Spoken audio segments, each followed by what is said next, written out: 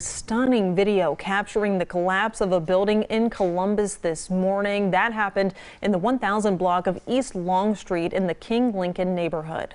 NBC4's Alan Henry has been on the scene all day for us. And Alan, what can you tell us? Well, first and foremost, officials tell me thankfully no one has been injured by what you see behind me here. Let me tell you, this is still a very active scene. Just a couple of moments ago, before we went on air, another giant piece of the right side of this building here collapsed, bringing up dust and smoke. So this is obviously still a very active scene here. This building is at the intersection of Long and 20th and was home to the Long and 20th carryout. Fire officials tell me that a building inspector was actually already near the scene here, checking out a nearby build, when at about quarter to noon, they spotted a partial collapse. They called the fire department, who came to check things out and evacuate the building. And that process was underway when a second collapse began, bringing the whole side of the building down into what you see now.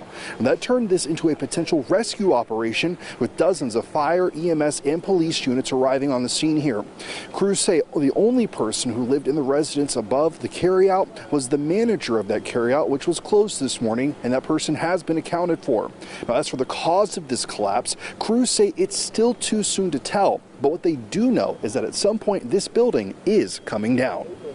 Obviously, this will be evaluated for stability, which it is not, and so there'll be an emergency demolition at some point that the building department will take on.